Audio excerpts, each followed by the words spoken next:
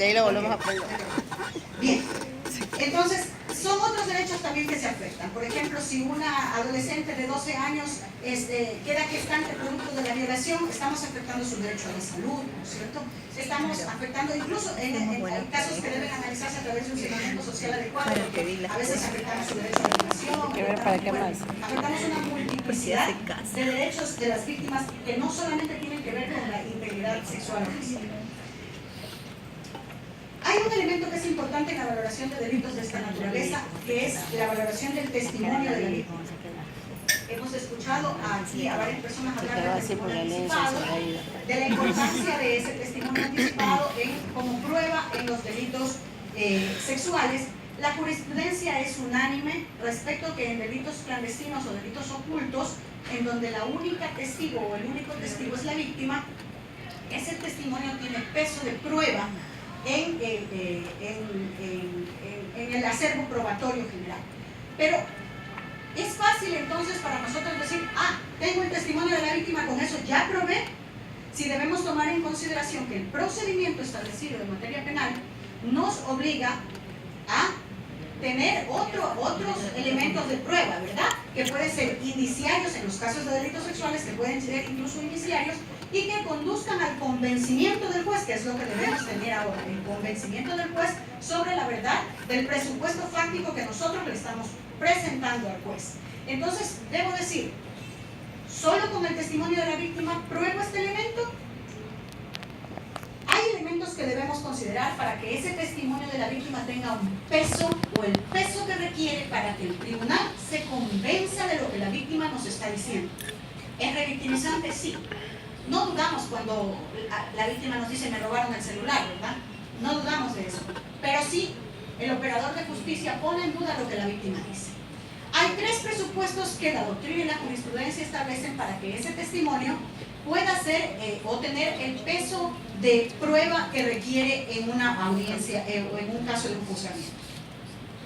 Ausencia de incredibilidad subjetiva, por ejemplo.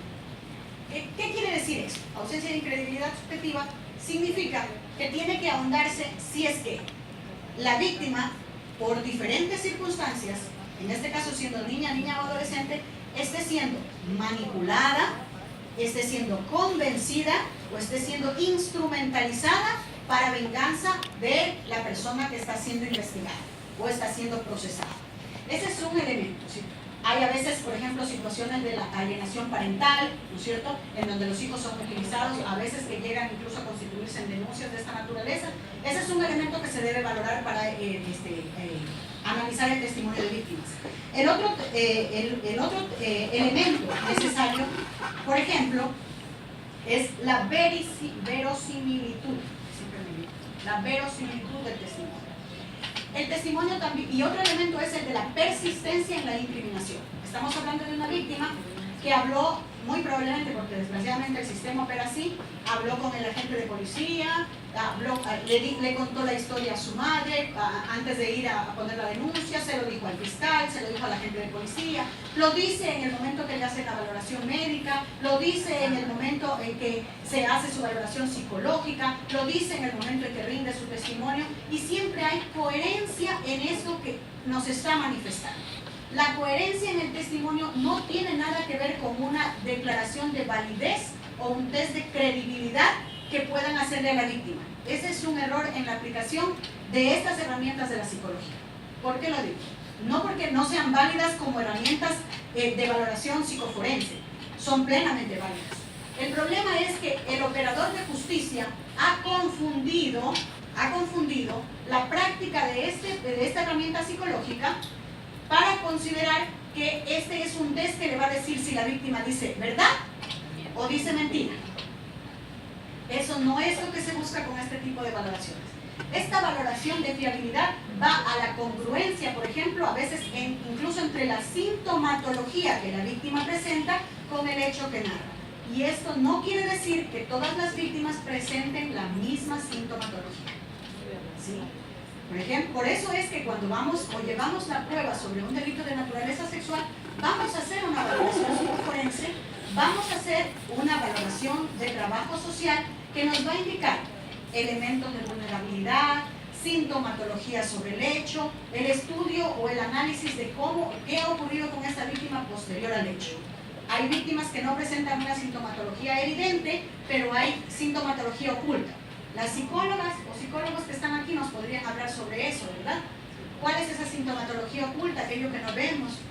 La niña que comenzó a tener pesadillas, despierta en la noche llorando, durante el día se muestra activa, se muestra feliz, se muestra tranquila, se vuelve a orinar en la cama cuando ya había dejado de hacerlo, ¿no es cierto? Comienza a tener reserva respecto de las personas del sexo masculino o comienza a tener esta especie de erotización del cuerpo, situación que no corresponde a la edad, entonces, por ejemplo, que presenta el niño o la niña. Entonces, esta sintomatología me está diciendo que algo pasa. Eso es lo que le otorga la verosimilitud en el testimonio, ¿sí? No es la necesidad de la existencia de una víctima que llore, que grite y que cada vez que recuerda el evento le va a decir al operador de justicia en esos términos lo que le ha ocurrido. Hay víctimas que no muestran ese tipo de sintomatología, se muestran muy estáticas, incluso a veces ni siquiera gesticulan, manifiestan simplemente de forma muy parca su testimonio y por ello hay jueces que consideran que esa víctima está mintiendo. Entonces, sí. Por ejemplo, en el caso de niñas menores de 5 años, he visto yo muchos casos, he vivido muchos casos, he tenido que ver casos. Niña de 5 años que fue abusada sexualmente por un vecino. Al momento de ir a fiscalía se denuncia, entonces va a la psicóloga, en la primera entrevista la psicóloga la aborda, la niña se encapsula, es muy pequeña. Así es. ¿Cómo puede meterlo, llegar a la culpabilidad determinada una vez la niña ya se encapsula? A ver, verán, por el principio de centralidad de la víctima o de los derechos de la víctima, hemos obtenido nosotros en este camino de la investigación el que la mayoría de operadores de justicia consideran que deben tener el testimonio de la víctima para tener prueba plena de la existencia del hecho o en su caso de la responsabilidad. Escucharemos a fiscales decir, pero es que la víctima no declaró, no tengo nada, me quedé sin caso, se me cayó el caso, ¿cierto? Y no es así. Desde el principio de centralidad de la víctima, eso significa que si la víctima no me colabora, además es un derecho que está establecido en el artículo 11 del Código Orgánico del Penal Penal, si la víctima no me colabora, yo tengo que desplegar otros elementos de la investigación que me lleven a probar la existencia de ese hecho. Puede que tenga éxito, puede que no, pero no puedo centralizarme únicamente en revictimizar a la víctima, ¿sí? No puedo pretender que sea la víctima la única que me entregue todo el argumento para mi audiencia de juicio, por ejemplo. ¿Sí? Sobre todo si hablamos de una niña de 5 años. Por supuesto, por ejemplo, es una niña de 4 años, ha sido violada, se obtuvo, por ejemplo, fluidos de la cavidad vaginal y esos fluidos se hicieron comparativos, se hizo un P30 para determinar la existencia de espermatozoides, se hizo, o de líquido seminal en su caso, se hizo entonces una prueba genética, se obtuvo elementos que tienen que ver ya con el agresor, no únicamente con la víctima, no nos centralizamos sobre la víctima, buscamos otros elementos de prueba y obtengo que hay correspondencia genética entre el fluido encontrado en la víctima y, qué sé yo, el calzoncillo que recuperé de la habitación del procesado. ¿Necesito el testimonio de la víctima? No. ¿Para acreditar responsabilidad con ese elemento? Doctora, en este caso cuando son niños menores, ¿no? Menores de 5 años, porque es muy difícil ahí. Un niño de 3 años, 4 años, 5 años. Es complicado. Es complicado, claro. Sí, no pone de vuelta Ya están ellos en su escuelita, ¿no es cierto? Y presentan los síntomas en la escuela, porque se orinan, se hacen poco, se retraen. Ya no te, vale la valoración que hacen dentro del, en este caso el test, que se llama dentro de la escuela. Esa valoración que hace dentro de la escuela vale también como prueba dentro de fiscalía. Todo elemento que nosotros podamos obtener puede ser fuera, es decir, no necesariamente practicado dentro del proceso, pero sí lo debo incorporar al proceso. Por ejemplo, hay una jurisprudencia de la Corte Constitucional que establece precisamente para acreditar elementos de responsabilidad que debe tenerse en consideración lo que la víctima le narró, por ejemplo, a los peritos o a los profesionales del sistema de salud. Sí, ahí ya tengo un indicio. tengo que recurrir a esos elementos también y no centralizarme únicamente en recibo un caso, ordeno valoración médica, valoración psicológica, valoración de trabajo social y me llevé ese caso al tribunal. O sea, eso es como hacer el trabajo muy fácil, estamos en una zona de confort. En educación también, en educación también, porque ahí funcionan mucho los veces. Por supuesto. Y tal vez en educación la víctima le dijo a su mejor amiga. Sí. Claro, ¿No es sí, cierto? sí. La víctima se lo dijo a su Sí, mejor sí. amiga, o la víctima tiene, qué sé yo, hay una empleada en casa que trabajó hace 2 años y que ella se fue de allí porque justamente se dio cuenta que el papá estaba haciendo algo con esa criatura, ¿no es cierto? Entonces, ¿qué hacemos? Ubiquemos a esa persona. Ofrezcámosle el sistema de protección de víctimas y testigos, confidencialidad, al menos en un principio, si es que se puede, mantener la confidencialidad con el juez, o si no, la garantía pues, del ingreso al sistema de protección a víctimas y testigos. El ingreso al sistema de protección es a víctimas, pero también es a testigos, ¿cierto? Entonces, podemos buscar mecanismos por los cuales podamos probar el hecho sin necesidad de acreditar necesariamente el testimonio de la víctima. Sí, bueno, en cierto sentido, pues más que todo quería preguntarle a usted como fiscal la manera de cómo algunos colegas en fiscalía lo ven en determinación, porque pues yo trabajo en un centro de acogida y como se determinan las indagaciones previas, tienen un tiempo establecido, hay veces que no quiero que se me corte porque no quiero decir exclusivamente eso, pero va acompañado de lo que estoy diciendo. Como tengo cierto tiempo establecido, me relajo como fiscal, teniendo, no estoy diciendo nombres, nada, estoy hablando de lo generalizado, no sé si pasa en otro lado, alargo un poco el proceso de acogimiento institucional. Muchas veces nos hemos sentado en mesas redondas en el sentido de que hemos coordinado de que para transparentar la versión, esos niños o niñas que se encuentran en casas recogidas no reciban visitas por el momento hasta cumplir con las coordinaciones con los sistemas de protección, y lo hemos cumplido a cabalidad. Pero por ejemplo nosotros hemos tenido casos de que han pasado 1 año 3 meses, 1 año 4 meses y no se dan. Tenemos también casos en los que se da primero el testimonio urgente, luego la pericia y al último la pericia médica, la pericia psicológica y luego la pericia médica. Quiero entender un poco para poder intentar interpretar si que sí se puede hacer eso.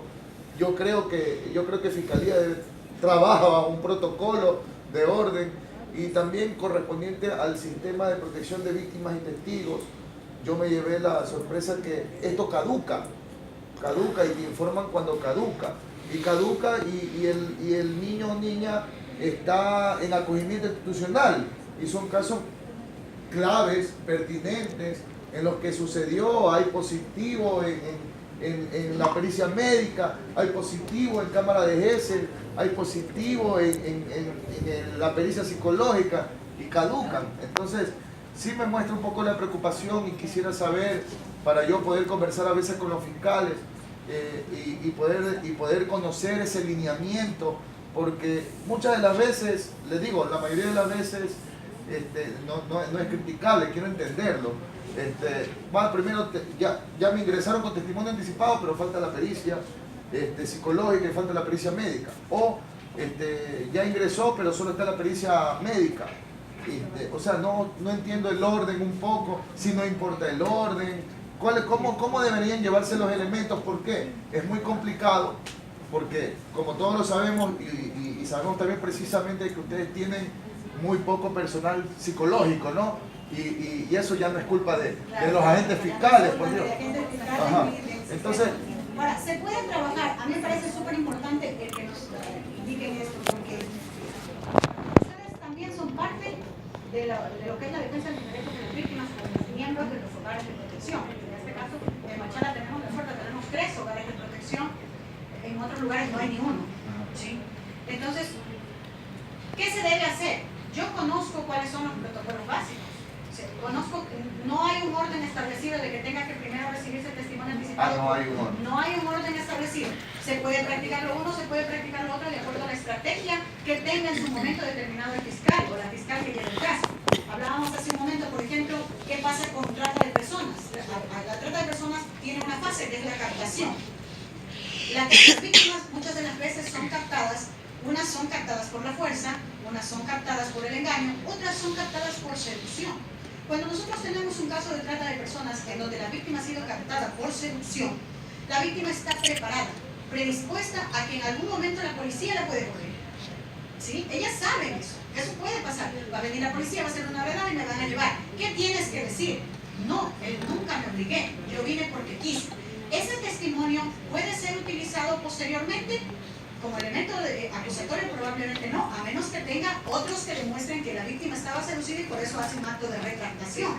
Pero eso es algo que ya tengo que manejarlo también. Entonces me manejo con la tesis de la retractación de la víctima. No me voy a manejar simplemente como una víctima típica, sino como una víctima atípica, ¿verdad? Entonces, yo, por ejemplo, en casos de trata por seducción al menos, no le tomaría el testimonio anticipado apenas la tenga la víctima. Dejaría que la víctima pase por ese proceso de empoderamiento de derechos, de reconocerse como víctima a sí misma, de saber qué fue lo que le pasó, cómo la explotaron, y recién allí va a decir, oh sí, entonces no me quería. En realidad lo que pasaba es que él me estaba explotando, me estaba utilizando. Y entonces, ¿qué va a decir? Va a decir, sí, yo lo quería, él me llevó a tal lugar, y allí yo cobraba tanto, y el dinero lo cogía él, y él en realidad me compraba la comida, y el resto del dinero se lo enviaba para su familia, etcétera, etcétera. Porque son múltiples los testimonios que tenemos de los casos de trata. Entonces, no hay un orden establecido, todo obedece a una estrategia de investigación. Si nos hemos prolongado en el tiempo, en el plazo, en el periodo de investigación previa, recordemos que hay casos en los que se puede estar la investigación abierta durante 1 año, otros casos puede estar abierta hasta 2 años. Entonces, también yo represento al hogar de protección, señor fiscal, responda, o sea, practique esa diligencia, no se ha practicado, solicito que disponga de eso, ¿sí? Formule cargos, ya tiene todo. No quiere hacer, entonces pido que se designe otro fiscal, suponiendo que llegara a un caso extremo. Por ejemplo, es lo que nos preocupaba un poco porque en el caso de las menores, yo tuve un caso de una menor que no comía, no quería estudiar, chiquita, solo quiere dormir, no recibe ni un familiar, porque nosotros obedecemos al alineamiento de las mesas redondas y los creemos pertinentes para transparentar todo proceso y que Fiscalía pueda hacer su trabajo de la forma más pertinente. Sin embargo, al pasar el tiempo, sí genera estas inestabilidades. En esos casos nosotros tenemos que obedecer al interés superior del menor. Suena crudo, suena duro decirlo a veces, pero si la integridad psicológica, emocional de un niño o una niña, que es el caso del hogar del que usted viene, en esos casos, si la víctima no permite todavía la investigación, si la víctima requiere tomarse más tiempo, si la víctima requiere estar inserta en su hogar, porque su hogar no es nocivo, ojo, porque muchas de las veces nos vemos abocados a pedir el ingreso a un hogar de protección porque el hogar de donde viene la víctima es nocivo. No podemos retornarle allí, pero tenemos que trabajar con el tiempo de la víctima. No podemos presionarla, la niña no quiere hablar, la niña no quiere dejarse hacer la valoración médica, por ejemplo. ¿La debemos obligar? No podemos obligar. Tenemos que trabajar con los tiempos de ella. Tenemos que trabajar entonces el área terapéutica. Si el área terapéutica es primero que el área jurídica, pues la trabajamos primero a esa, porque estamos actuando con sensibilidad, sabiendo que a quien tenemos allí es lo primero que nos importa, ¿no es cierto? Yo puedo sacrificar un proceso, pero no puedo sacrificar una víctima. Esa es la prioridad mía y de todos nosotros. Estamos aquí. Doctora, ¿y cuándo termina la caducidad? ¿Cómo la caducidad? ¿De la prisión preventiva?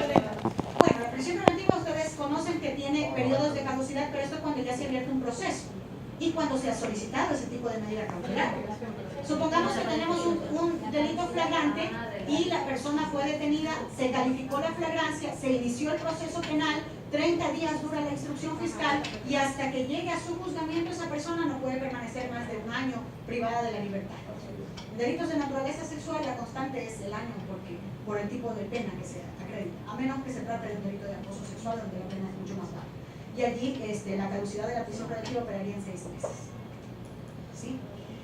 Entonces, bien, bajo esos elementos inicialmente indicados, ¿qué tipos penales tienen relación con violencia sexual contra niños, niñas y adolescentes? Tenemos múltiples tipos penales. Ustedes, de los que más escuchan es violación, abuso sexual, acoso sexual. Pero hay otros más que están contemplados en el capítulo de los delitos contra la integridad sexual y otros que están fuera de él. Dentro de los tipos penales, por ejemplo, tenemos la inseminación no consentida. ¿Qué es la inseminación no consentida? ¿Cuál es el verbo rector en este caso? el verbo rector es inseminar artificialmente o transferir el óvulo fecundado a una mujer sin su consentimiento. Si es niño, niña o adolescente, entonces agrava la pena para este tipo de infracción, ¿no es cierto? ¿Cuál es el sujeto activo ahí? Cualquier persona. Cualquier persona. Puede ser el médico, cualquier persona. No necesita ser calificado. ¿Cuál es el sujeto pasivo? Sí, la víctima. ¿Puede ser cualquier persona? Necesariamente, porque una puede ser inseminada. Entonces, tenemos aquí los elementos de este tipo penal, que es la inseminación no consentida. En caso de niños, niñas y adolescentes, la conducta agrava la pena por la naturaleza de la víctima, sin considerar las agravantes médicas específicas que se consideren, que pueden ser constitutivas del tipo penal, como pueden no ser. Entonces agravarían mucho más la pena, ¿verdad? Tenemos la privación forzada de la capacidad de reproducción, que es de la que hablaba. Alguien preguntó hace un momento, precisamente, o citó un ejemplo sobre la... Tú lo citaste, ¿verdad? ¿Puedes dar el ejemplo?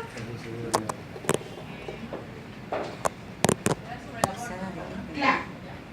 Que, por ejemplo, si llegara a modificarse sobre la penalización de abortar, mi preocupación era de que sí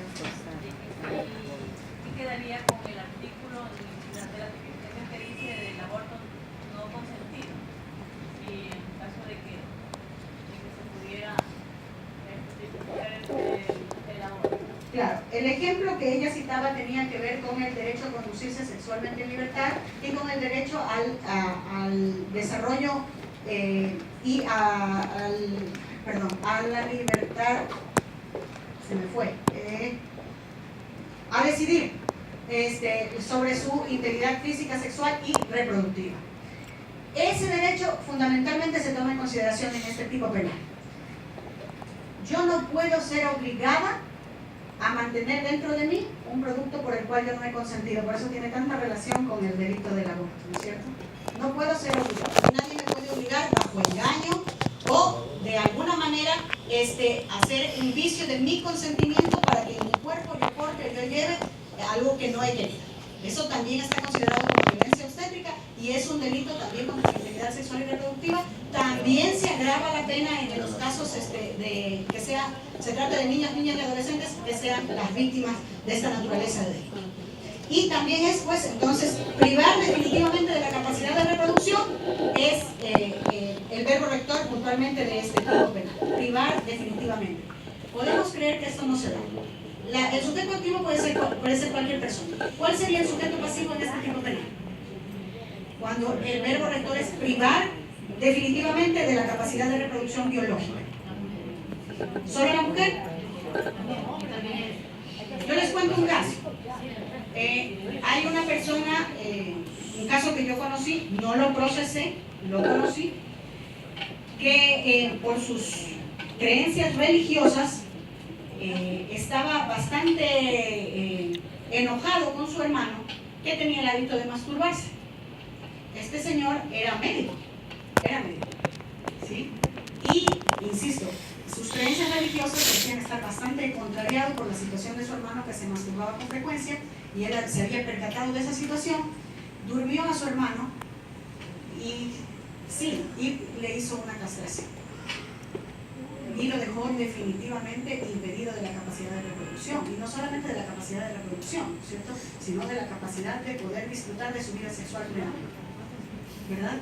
Entonces, podemos creer que estos delitos no se dan, pero sí hay ejemplos que hacen. Las conductas típicas no existen porque nos dé la gana o porque se le inventó al legislador algo nuevo, no. Estas conductas existen precisamente porque las necesidades de garantizar un bien establecido en la Constitución requiere la existencia de tipo penal. Es la prevención general, la prevención especial, sí. Prevención general y prevención especial.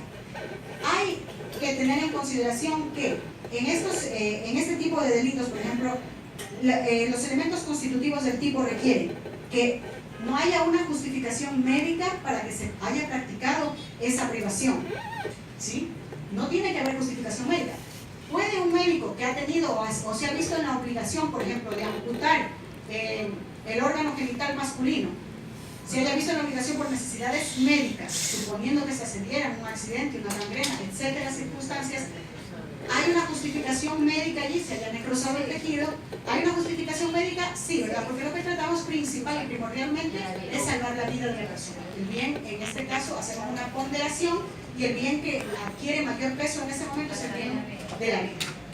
Correcto. Entonces, el delito, para que sea tal, debe no tener justificación médica, terapéutica o clínica, ¿sí? Por otro lado, requiere pues evidentemente que la víctima no haya consentido en modo alguno para que esta privación se permita o porque en su caso se haya obtenido un consentimiento viciado, como por ejemplo al darle un diagnóstico errado o al convencerle de que ese procedimiento era el más adecuado. La víctima consciente, pero su consentimiento está viciado por una información inadecuada. Por ejemplo, ¿conoces el caso? Entonces, en esos casos, correcto, por ejemplo, cuando se hace una esterilización, que han habido casos de esterilización masiva, como fue el caso de Perú, ¿verdad? Esterilización masiva. ¿Hubo consentimiento? No, se dijo no, es preferible que no tengan más hijos en situación de pobreza. Se ubicó situaciones que van más allá del deseo propiamente de las personas sobre lo que van a hacer con su vida sexual y reproductiva. Vamos a otro delito. Tenemos el delito de acoso sexual. De ese hablamos hace un momento.